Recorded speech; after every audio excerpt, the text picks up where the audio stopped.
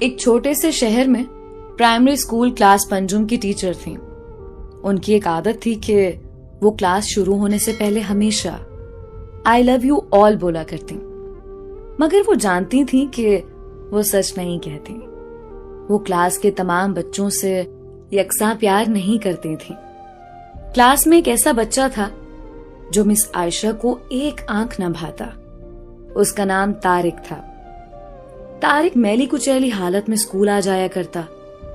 اس کے بال بگڑے ہوئے ہوتے، جوتوں کے تسمے کھلے ہوئے، قمیض کے کالر پر میل کا نشان. لیکچر کے دوران بھی اس کا دھیان کہیں اور ہوتا. مس عائشہ کے ڈانٹنے پر وہ چونک کر انہیں دیکھنے تو لگ جاتا، مگر اس کی خالی خولی نظروں سے انہیں صاف پتہ لگتا رہتا کہ طارق جسمانی طور پر کلاس میں موجود ہونے کے باوجود بھی دماغی طور پر غائب ہے. رفتہ رفتہ مس عائشہ کو طارق سے نفرت سی ہونے لگی. کلاس میں داخل ہوتے ہی طارق مس عائشہ کی سخت تنقید کا نشانہ بننے لگتا. ہر بری مثال طارق کے نام سے منسوب کی جاتی. بچے اس پر کھلکھلا کر ہنستے اور مس عائشہ اس کی تذلیل کر کے تسکین حاصل کرتی. طارق نے البتہ کسی بات کا کبھی کوئی جواب نہیں دیا تھا. مس عائشہ کو وہ ایک بے جان پتھر کی طرح لگتا جس کے اندر احساس نام کی کوئی چیز نہیں تھی. ہر ڈانٹ، طنز اور سزا کے جواب میں وہ بس اپنی جذبات سے آری نظروں سے انہیں دیکھتا رہتا اور سر جھکا لیا کرتا. مس عائشہ کو اب اس سے شدید چڑ ہو چکی تھی.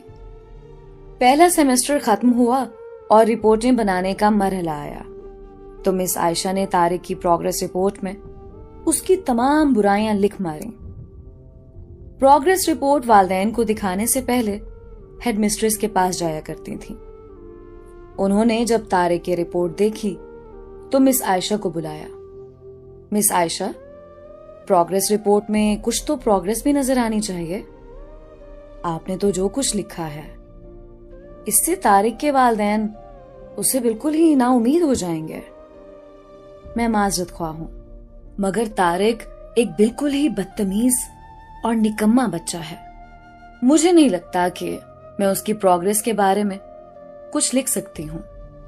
مس عائشہ نفرت انگیز لہجے میں بول کر وہاں سے اٹھ آئیں. ہیڈ مسٹریس نے ایک عجیب حرکت کی. انہوں نے چپراسی کے ہاتھ مس عائشہ کے ڈیسک پر طارق کی گزشتہ سالوں کی پروگریس رپورٹس رکھوا دیں.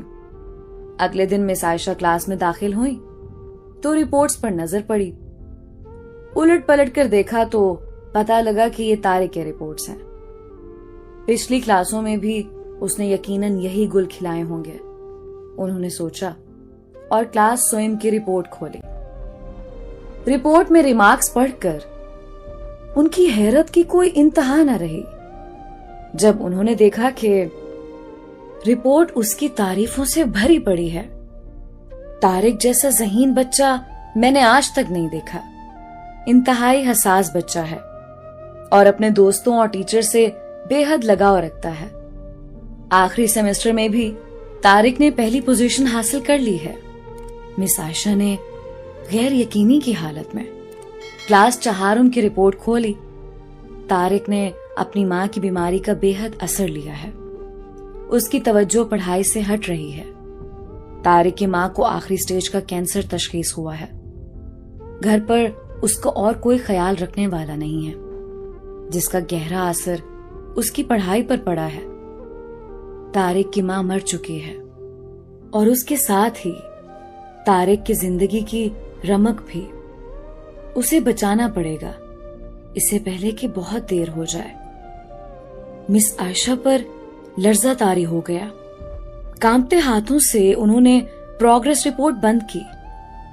آنسو ان کی آنکھوں سے ایک کے بعد ایک گرنے لگے. اگلے دن جب مس عائشہ کلاس میں داخل ہوئیں تو انہوں نے اپنی عادت مستمرہ کے مطابق اپنا روایتی جملہ آئی لو یو آل دہرایا، مگر وہ جانتی تھی کہ وہ آج بھی جھوٹ بول رہی ہیں، کیونکہ اسی کلاس میں بیٹھے ایک بے ترتیب بالوں والے بچے طارق کے لیے جو محبت وہ آج اپنے دل میں محسوس کر رہی تھیں وہ کلاس میں بیٹھے اور کسی بچے کے لیے ہو ہی نہیں سکتی تھی۔ لیکچر کے دوران انہوں نے حسب معمول ایک سوال طارق پر داغا اور ہمیشہ ہی کی طرح طارق نے سر جھکا لیا۔ جب کچھ دیر تک مس عائشہ کی طرف سے کوئی ڈانٹ پھٹکار اور ہم جماعت ساتھیوں کی جانب سے ہنسی کی آواز اس کے کانوں میں نہ پڑی تو اس نے سر اٹھا کر ان کی طرف دیکھا۔ خلاف توقع ان کے ماتھے پر آج بل نہ تھے، وہ مسکرا رہی تھیں۔ انہوں نے طارق کو اپنے پاس بلوایا اور اسے سوال کا جواب بتا کر زبردستی دہرانے کے لیے کہا۔ طارق 3-4 دفعہ کے اصرار کے بعد آخر بول ہی پڑا۔ اس کے جواب دیتے ہی مس عائشہ نے نہ صرف خود پرجوش انداز میں تالیاں بجائیں بلکہ باقی سب سے بھی بجوائیں۔ پھر تو یہ روز کا معمول بن گیا۔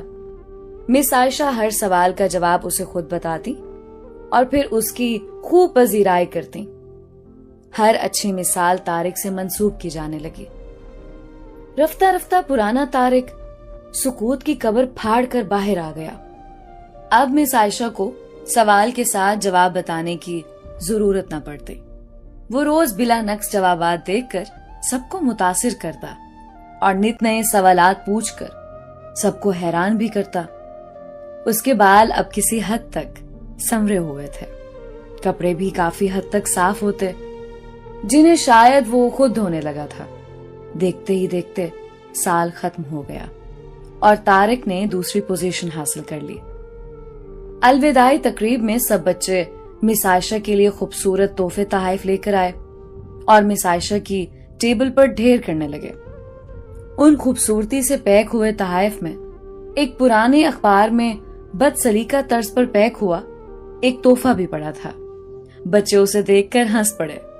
کسی کو جاننے میں دیر نہ لگی کہ تحفے کے نام پر یہ چیز طارق لایا ہوگا۔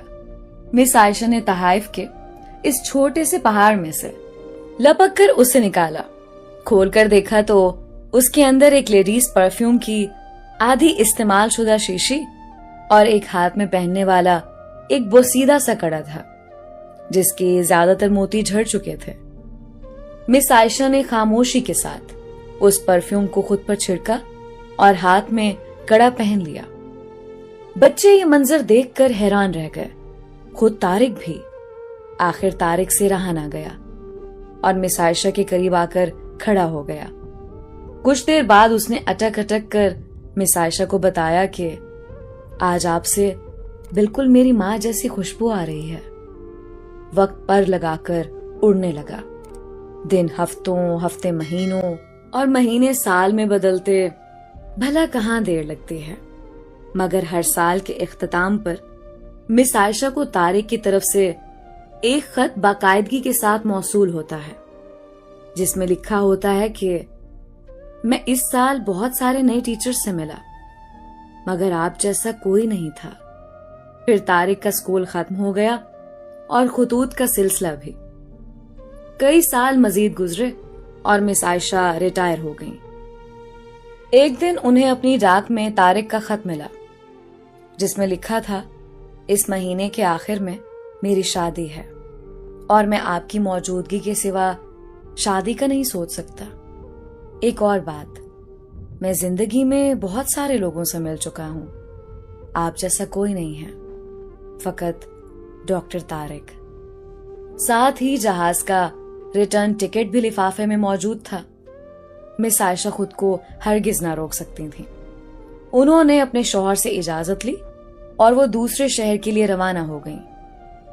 عین شادی کے دن جب وہ شادی کی جگہ پہنچی تو تھوڑی لیٹ ہو چکی تھیں۔ انہیں لگا تقریب ختم ہو چکی ہوگی، مگر یہ دیکھ کر ان کی حیرت کی انتہا نہ رہی کہ شہر کے بڑے بڑے ڈاکٹر، بزنس مین اور یہاں تک کہ وہاں موجود نکاح خواں بھی اکتایا ہوا کھڑا تھا۔ مگر طارق تقریب کی ادائیگی کی بجائے گیٹ کی طرف ٹکٹکی لگائے ان کی آمد کا منتظر تھا۔